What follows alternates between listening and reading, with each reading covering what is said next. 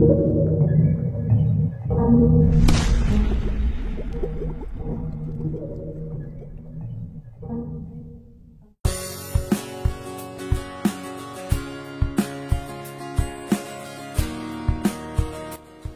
pembangunan proyek transportasi publik utama untuk Kota Semarang yang dahulu pernah diwacanakan, yaitu LRT pada Kota Semarang, telah diwacanakan sejak tahun 2018, tetapi hingga sekarang proyek ini masih menjadi sebuah mimpi yang tertunda.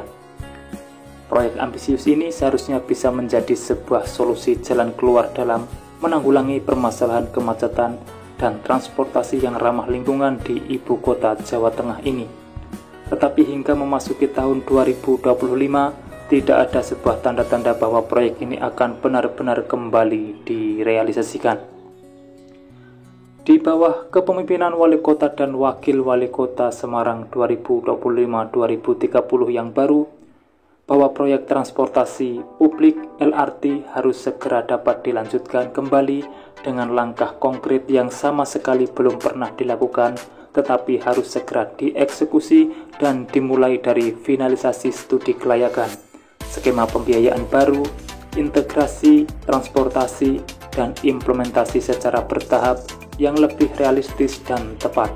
Jika LRT Semarang tidak dapat segera diwujudkan, Semarang akan menjadi semakin tertinggal dibandingkan dengan kota-kota lain di Indonesia yang sudah lebih dulu memiliki moda transportasi perkotaan berbasis LRT mulai dari Jakarta dan Palembang.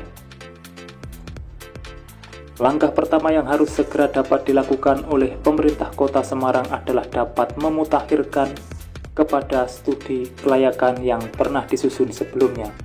Sejak 2018 dahulu, banyak faktor telah mengalami perubahan, termasuk mulai dari pertumbuhan populasi, peningkatan volume kendaraan, dan kondisi pada ekonomi dan infrastruktur yang berkembang. Oleh karena itu, perlu dilaksanakan, yakni yang pertama, evaluasi rute yang paling prioritas. Jalur untuk LRT Semarang yang harus dibangun dapat ditentukan berdasarkan analisis pergerakan penduduk terkini. Rute yang memang paling potensial untuk tahap awal adalah Bandara Ahmad Yani, Simpang 5, Stasiun Semarang Tawang yang melakukan penghubungan ke pusat kota, transportasi udara, dan jalur kereta antar kota dan provinsi. Perluasan pembangunan jalur ke Semarang Barat yang memang sebuah kawasan industri dan Semarang Selatan dengan cakupan daerah Tembalang harus mulai dapat direncanakan untuk tahap berikutnya, lalu pembangunan jalur lainnya yang memang potensial di Kota Semarang. Yang kedua, peningkatan analisis geoteknik dan risiko lingkungan. Di Kota Semarang saat ini juga memiliki sebuah tantangan penataan geografis, mulai dari banjir rob di wilayah utara dan kontur yang berbukit di daerah selatan. Pemerintah Kota Semarang harus dapat memastikan untuk juga melakukan penataan desain infrastruktur yang dapat diantisipasi terhadap perubahan iklim dan bencana alam. Yang ketiga, peningkatan dalam sistem pembiayaan yang realistis dan terstruktur. Salah satu kendala utama yang harus dapat diantisipasi dalam pembuatan sebuah proyek ini adalah dalam hal pengelolaan pembiayaan terhadap anggaran pembangunan. Oleh karena itu, pada Wali Kota dan Wakil Wali Kota Semarang harus dapat melakukan pengubahan kepada strategi pendanaan. Mulai dari yang pertama, sistem skema public-private partnership. Melakukan pengundangan kepada investor swasta untuk dapat melakukan pembiayaan proses proyek ini dengan skema Build Operate Transfer. Pemberian insentif fiskal investor agar dapat tertarik dalam proyek penanaman modal dalam pembangunan proyek ini. Yang kedua, peningkatan dalam hak kerjasama dengan BUMN dan BUMD. Peningkatan terhadap hal kerjasama dengan berbagai perusahaan BUMN mulai dari PT KAI atau PT Inka untuk dapat dilakukan pelibatan dalam hal untuk proses penyediaan sarana dan prasarana.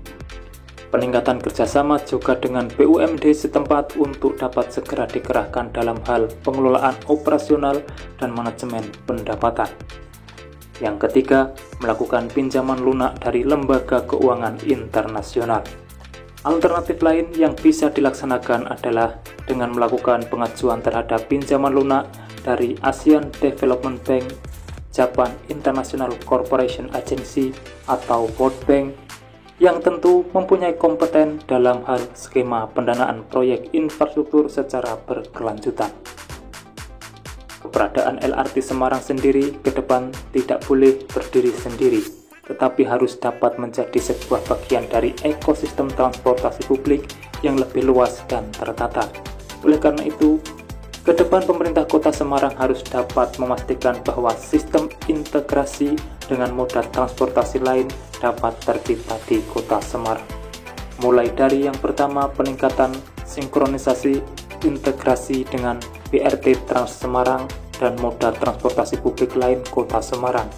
Setiap stasiun LRT di Kota Semarang harus dapat terkoneksi atau terintegrasi langsung dengan halte-halte BRT Trans Semarang dan moda transportasi publik utama di Kota Semarang untuk dapat memudahkan proses pemindahan atau transfer penumpang pengguna moda transportasi publik. Stasiun Semarang Tawang harus dapat dilakukan pengembangan menjadi sebagai sebuah pusat transit utama dan pembangunan setiap stasiun hub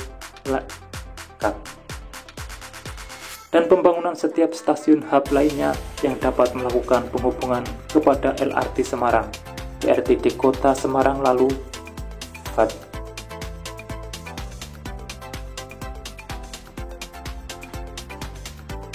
pembangunan dan penyediaan fasilitas-fasilitas park and ride untuk masyarakat Kota Semarang yang ingin dapat beralih dari kendaraan pribadi ke transportasi publik, pemberian subsidi tarif untuk para pekerja, pelajar, dan pengguna langganan, penerapan parkir gratis di kawasan stasiun LRT Semarang juga pengguna yang beralih dari kendaraan pribadi. Peningkatan regulasi dan kebijakan pendukung tentunya lebih penting. Yang pertama, pembuatan dan peningkatan peraturan daerah tentang transportasi rel perkotaan. Pembuatan ini bertujuan untuk melakukan pengaturan terhadap skema tarif, standar operasional, tentunya hak dan kewajiban operator dalam hal pengelolaan transportasi rel perkotaan di Kota Semarang.